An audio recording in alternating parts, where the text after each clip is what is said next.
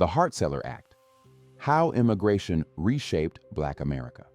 In 1965, one law quietly but permanently altered the future of Black America. We had fought, marched, and sacrificed to claim our place in this country's promise. But just as the door to justice began to open for us, it opened wider for millions of others. Many of them had no ties to our struggle, yet would share in the benefits we had bled for. This is the Hart-Celler Act and the story of how it changed everything. Before 1965, immigration to the United States was overwhelmingly European by design. The national origins formula of 1924 ensured that more than 70% of visas went to Northern and Western Europeans. From Africa, Asia, and the Caribbean, only small numbers were allowed in each year. Meanwhile, Black Americans descendants of U.S. chattel slavery were fighting Jim Crow laws, voter suppression, and systemic economic exclusion.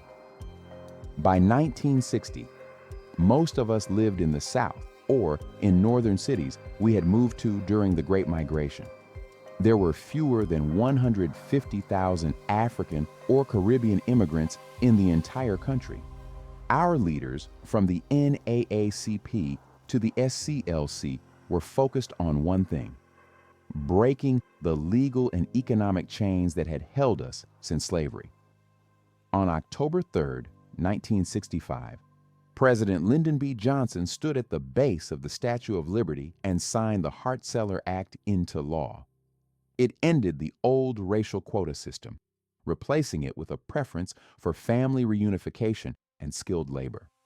For the first time, immigration policy welcomed large numbers from the Caribbean, Africa, Asia, and Latin America. The bill's supporters claimed it would barely affect the country's makeup. Johnson himself said it would not reshape the structure of our daily lives, but he was wrong. The shift was quiet at first, then irreversible. Let's explore the impact on Black America. Before the law, less than 1% of Black Americans were foreign-born. Today, that number is over 10%. Immigrants from Nigeria, Ethiopia, Jamaica, Haiti, and beyond brought new cultures, new priorities, and often a different relationship to America's racial history. This diversity enriched our communities in many ways, but it also blurred the definition of Black in America. The jobs, housing opportunities, and political gains that freedmen fought for became shared with people who had not lived our history. It meant that our victories no longer belonged solely to us. The act created new political and resource consequences over time. The change in demographics reshaped politics, economics, and opportunity. Programs like minority business grants, housing vouchers, and political representation, hard won by freedmen, were now open to a much wider pool. In some cities, immigrant-led agendas began to replace freedmen-led ones. The result? Competition for the same limited resources. And while minority unity was the public ideal, in reality, it often meant our specific needs became less visible, less urgent. Talk about native blacks. And so that clearly sounds as if you are delineating native blacks versus someone that comes here from Bermuda or Jamaica or wherever they may they may come from that is black. That's right. And the purpose of that is what? Because you're on the surface, it would be like, hey, everybody here that's black gets treated a certain way. Why are you making that delineation? That is an excellent point. You know why? Because you see, those people coming in from Jamaica or coming in from Africa, they have not been treated like black folk in this country. That's the first thing. And secondly, historically, they haven't had those historical experiences. They come in here voluntarily. When they come in here, they bring some cultural aspects from Africa. They can go back anytime they want. But the black people in this country have been exceptional people. Nobody's been mistreated, maltreated like them. Black folk are exceptional. They're the only people that came here forcefully, one. Two, they're the only people that denied their humanity. 3, they were the only people denied a right to enjoy the fruits of their labor. 4, they were the only people denied the right to participate in government. 5, they were the only people denied the right to vote. 6, they were only people denied the right to have an education. 7, they were the only people denied the right to have a business. 8, they were the only people that participated in every war that this country has had since its founding, but whose mother country has never been against this country.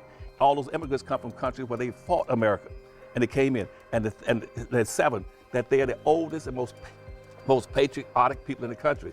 Not the Confederates in the South. They're not the most patriotic people waving the Confederate flag. The most patriotic people in this country are black people, native blacks, because you see 99% of all those blacks have been direct descendants of slaves. They've been here before 99% of all the other people ever arrived in this country. Why does delineation matter? Delineation is not about division, it's about clarity. Freedmen are the descendants of those enslaved in the United States, and our claim to justice is unique. If we fail to draw that line, our history, our debt, and our identity get diluted into a generic category that serves everyone but us. We can stand in solidarity while still protecting the distinct history and needs of our lineage. Without that, the promises made to repair the damage done to freedmen will fade into history books, never fulfilled. The Hart-Celler Act was framed as progress, but for American Black freedmen, it marked the beginning of a dilution of our struggle. If we don't know the history, we can't protect the future. In the next video, we'll break down the difference between culture and lineage and why that difference is everything. Thanks for watching. Subscribe for more truth and stay tuned for our next episode. Salute.